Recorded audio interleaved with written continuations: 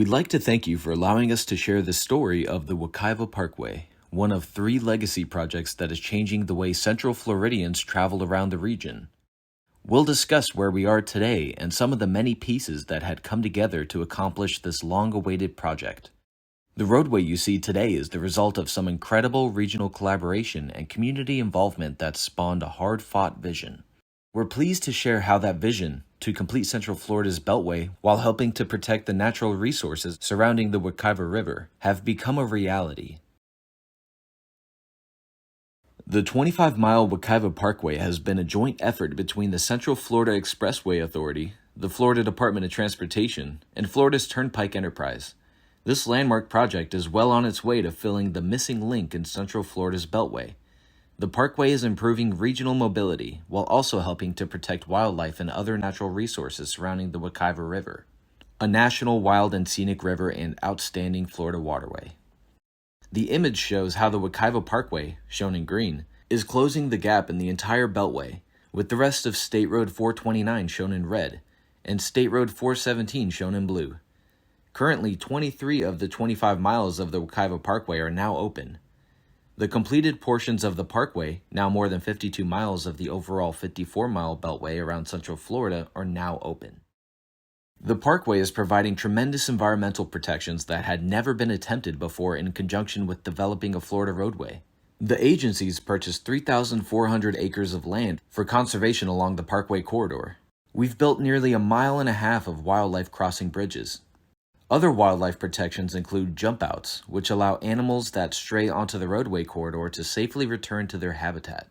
We've included non-tolled road improvements. State Road 46 has been enhanced for those trying to get to the parkway, as well as for pedestrians and cyclists.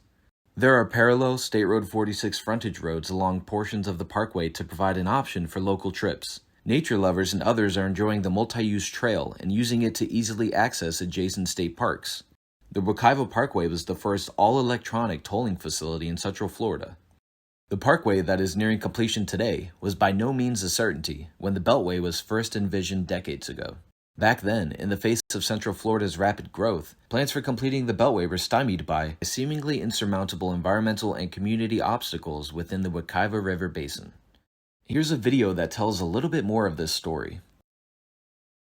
For more than 3 decades, transportation planners grappled with how to complete the northern gap in Central Florida's Beltway without damaging the Wekiva River, a national wild and scenic river and Florida outstanding waterway. Dozens of rare and threatened species thrive here, including the Florida black bear, and dozens of springs bubble up from the Florida aquifer within the surrounding basin. As the Central Florida region continued to explode with population growth, pressure to complete the Beltway mounted. Yet, a staunch commitment to protect this sensitive river basin kept the project at a standstill. A turning point came in the early 2000s when then Florida Governor Jeb Bush appointed a task force. Subsequently, a coordinating committee brought together elected and agency officials, landholders, business owners, environmental advocates, agricultural interests, and others. The outcome? A bold vision to finish the Beltway while protecting the natural resources surrounding the Wekiva River. The committee's recommendations became the cornerstone for the 2004 Wekiva Parkway and Protection Act, and thus, the visionary Wekiva Parkway was born. Shortly after the passage of the Parkway Act, the agencies embarked upon the Project Development and Environment, or PD&E study. The image shows the high stakes surrounding this project. The Parkway study area, shown in purple, was part of a much larger wildlife corridor known as Wekiva-Ocala Greenway, as well as a collection of state-owned lands. The PD&E study required a massive public engagement effort. CFX and FDOT worked diligently to provide opportunities for state and local leaders and citizens to express their views throughout the study area, which covered parts of 3 counties, 3 cities, and 2 metropolitan planning organizations. Study communications were distributed to more than 30,000 property owners. Agency staff addressed thousands of comments, and at times intense opposition, about the new corridor. The PD&E study evaluated hundreds of alignment alternatives and interchange locations. Focused coordination with the environmental community continued during the PD&E study. All told, more than 400 stakeholder meetings and events took place to get community input into the vision of the parkway. The agencies held 9 public meetings and hearings, drawing more than 3,600 people. The heavily attended public meetings generated thousands of inquiries and comments, which were considered in the development and refinement of corridor alternatives. The resulting recommended preferred alternative was decided upon in 2012. To avoid and minimize impacts, the parkway is largely limited to the State Road 46 corridor in East Lake and Seminole counties. The roadway was to be largely elevated to reduce collisions between vehicles and wildlife. The number of interchanges was limited to curb development in the environmentally sensitive area. To accommodate the Dark Skies initiative in the Wekiva River Protection Area, the agencies also limited lighting to interchanges and under bridges for safety.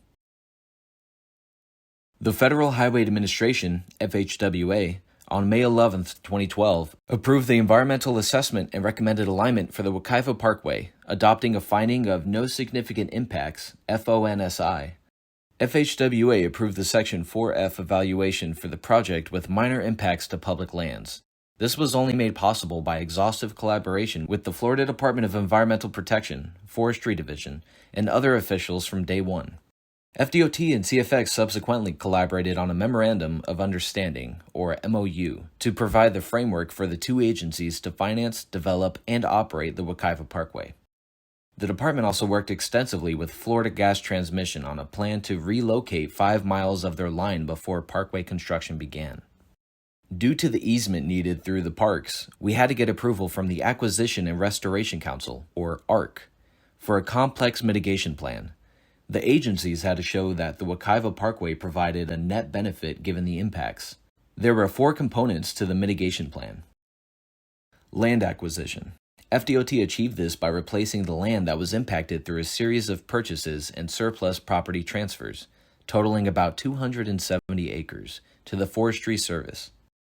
Land management. FDOT coordinated with the environmental agencies to minimize ecological impacts to these mitigation lands and to ensure that management of the remaining land would not be jeopardized. Wildlife bridges, for example, were designed to be high enough for firefighting equipment to pass underneath, and dynamic message signs provide safety information, including smoke warnings for prescribed burns. Wildlife conservation measures. Wildlife jump-outs, bat houses, gopher tortoise relocations, and other wildlife protections are hallmark features of the parkway. Enhancement. FDOT worked with FDEP to build a new entrance road to Rock Springs Run State Preserve. The significance of the Wekiva River and its impacts on how the Wekiva Parkway needed to be developed cannot be understated. The National Wild and Scenic River Act was amended in 2000 to include the Wekiva River. The Joint Wekiva River Management was set up as a partnership between a state and local stakeholder group, the Wekiva River System Advisory Management Committee, and the National Park Service, which has provided oversight.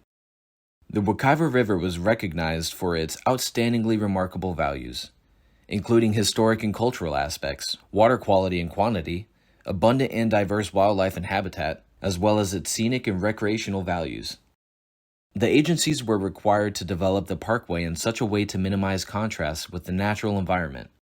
Section 7A of the Scenic River Act required that the parkway be designed so that it would not have a direct or adverse effect on the values for which the river was established. The Wekiva Parkway was the first project in the nation to get Section 7A concurrence without an act of Congress. With this national significance in mind, the design of the Wekiva River bridges was crucial to protecting the waterway's outstandingly remarkable values. To that end, the agencies conducted a series of bridge design charrettes with the National Park Service, state and local stakeholders to select features that incorporated the river's unique characteristics into the bridge concept. The resulting new bridge would be much higher and dramatically longer than the previous bridge. At 60 feet high, the bridge would be buffered from the surrounding communities by the tree canopy. The higher bridge would allow animals to safely pass underneath traffic. It also would mean an enhanced recreational experience for those paddling along the river. At 360 feet long, the main span was intended to completely avoid the river channel. Bridge piers would only be located on the riversides. That's in contrast to the 8 piers in the river for the previous bridge. The department coordinated extensively with the National Park Service and other federal, state, and local environmental agencies and advocates to make sure the new bridge over the Wekiva River had a context-sensitive design, that is, attempts to fit in with its natural surroundings. The National Park Service in March 2015 issued the final approval letter needed to build the bridge based on this design. This picture shows a comparison between the new bridges and previous structure. In addition to the aesthetics, the National Park Service Section 7A document dictated special requirements for construction of the river bridges. The bridges were built using segmental structures and employed top-down construction. This method avoided disturbing the waterway and allowed continued recreational use of the river during construction. Trees along the river were avoided to the extent possible, and crews worked to limit impacts to the island in the middle of the river just north of the State Road 46 corridor. Additionally, once the old bridge was demolished, the piles had to be cut off below grade. The contractor also took care to demolish the bridge in a way to avoid impacts to the river. Enhanced turbidity barriers and erosion control were used to further protect the Wekiva River from sediment related to construction. The Wekiva Parkway has additional special features. The Parkway Trail provides a crucial crossing over the Wekiva River for Central Florida's expanding trail network.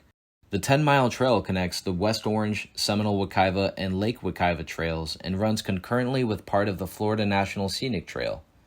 Much of the public consensus on the Wekiva Parkway was that it should have a parkway feel, with lush vegetation and scenic views, similar to iconic parkways around the country.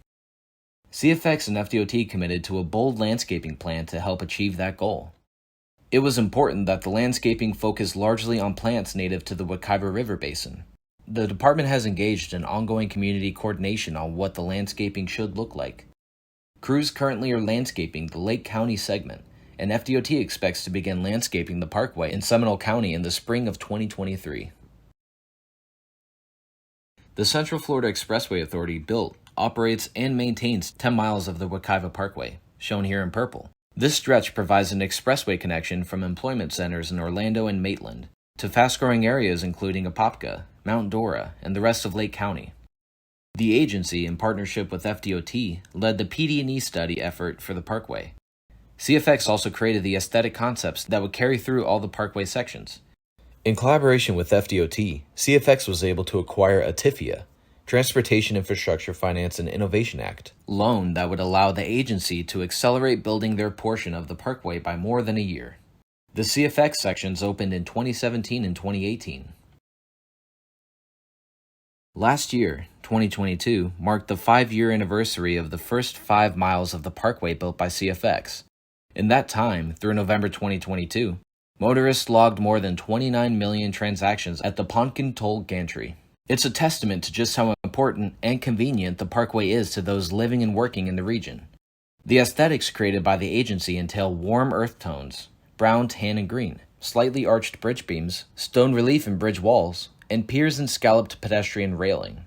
The agency's landscaping plan included installing more than 24,000 native and Florida-friendly plants. A fieldstone and masonry monument marks the south entrance to the Wekiva Parkway. The agency plans additional landscaping at the interchanges at Kelly Park Road and at the Systems Interchange near Plymouth-Sorrento Road and Haas-Ondich Road. A major milestone was achieved last May when FDOT opened the longest section of the Wekiva Parkway. Section 6 is especially significant since it contains the new Wekiva River bridges and many of the other environmental protections that make the Wekiva Parkway so unique. The goal for this 6+ mile stretch of the parkway is to help reduce the number of collisions between vehicles and wildlife, making this environmentally sensitive area safer for people and animals. The response has been great to the opening of the parkway, from near Camp Challenge Road in Sorrento to Longwood Markham Road in Sanford. We're already seeing many people take advantage of the faster, easier travel between counties on the parkway. Recent stats showed as many as 14,000 trips on average each day. FDOT last August opened Section 7A along the State Road 46 corridor, from Longwood Markham Road to west of Orange Boulevard, highlighted in yellow, in Seminole County. The remaining portion of Section 7A, which dips to the southeast, will open later this year, 2023, in conjunction with progress on the Section 8 interchange at I-4 and State Road 417. This section completed providing an elevated parkway option along State Road 46 in the Wekiva River Protection Area. This separates through traffic from State Road 46 local traffic and animals. There is a 10-foot wide sidewalk and other pedestrian and cyclist improvements. This section includes roundabouts at side streets for enhanced safety. FDOT, in collaboration with environmental advocates, installed banners noting the parkway serves as the eastern gateway to the Wekiva River Protection Area. The last and largest section of the Wekiva Parkway is the Section 8 interchange at I-4 and State Road 417, which will make the crucial connection to complete our region's beltway.